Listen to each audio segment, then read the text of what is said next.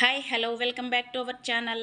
ఇవాల్టి recipe tomato అనేది అస్సలు వాడకుండా కాకరకాయ పులుసు మంచి టేస్ట్గా ఎలా ప్రిపేర్ చేయాలో చూద్దామండి. చేదు అనేది అస్సలు ఉండదండి. నేను చేసే ప్రాసెస్లో ఒక్కసారి మీరు ట్రై చేసి చూడండి.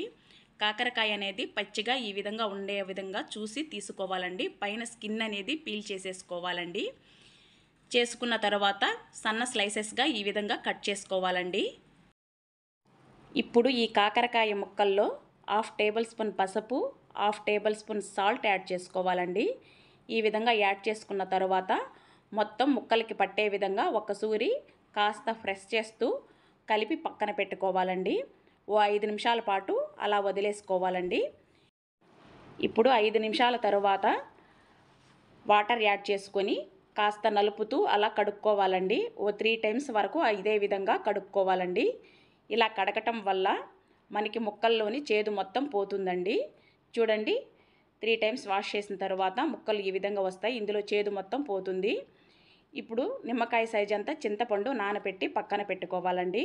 ఇప్పుడు కడాయి పెట్టుకుని తగినంత ఆయిల్ యాడ్ చేసుకోవాలండి. ఆయిల్ అనేది కాస్త ఎక్కువగానే పడుతుందండి. ఈ విధంగా ఆయిల్ హీట్ అయిన తర్వాత మనం ముందుగా కట్ చేసి ఉంచుకున్న కాకరకాయ ముక్కలను ఇందులో యాడ్ చేసుకోవాలండి. ఫ్లేమ్ సిమ్ములో పెట్టుకుని ఈ కాకరకాయ ముక్కలను దోరగా వేయించుకోవాలండి. మాడకుండా మధ్య మధ్యలో కలుపుకుంటూ వేపుకోవాలండి. ఇలా వేపటం వల్ల మనకి కర్రీ అనేది మంచి టేస్ట్ వస్తుందండి. చూడండి, ఈ విధంగా వేగితే సరిపోతుందండి. ఇప్పుడు ముక్కలను పక్కన తీసి పెట్టేసుకొని అదే కడాయిలో ఆయిల్ కావాలంటే మరి కాస్త వేసుకోవచ్చండి. 1/2 టేబుల్ స్పూన్ ఆవాలు యాడ్ చేసుకోవాలండి. 1/2 టేబుల్ స్పూన్ జీలకర్ర మెంతులు యాడ్ చేసుకోవాలి.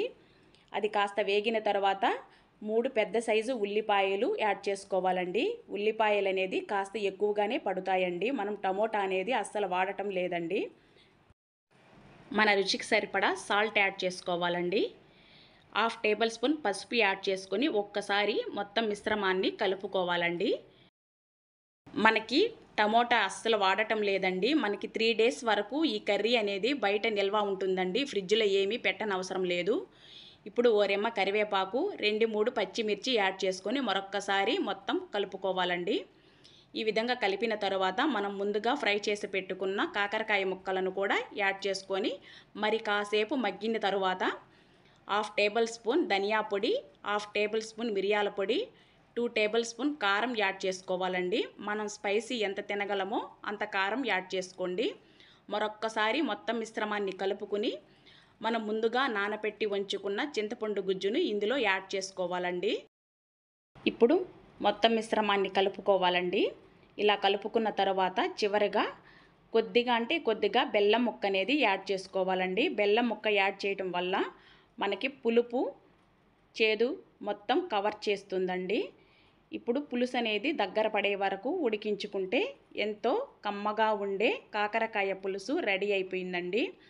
చేదు అనేది అస్సలు ఉండదండి. మీరు ఒక్కసారి ట్రై చేసి చూడండి. నా రెసిపీ మీకు నచ్చితే తప్పకుండా మన ఛానల్ని సబ్స్క్రైబ్ చేయండి, లైక్ చేయండి, షేర్ చేయండి.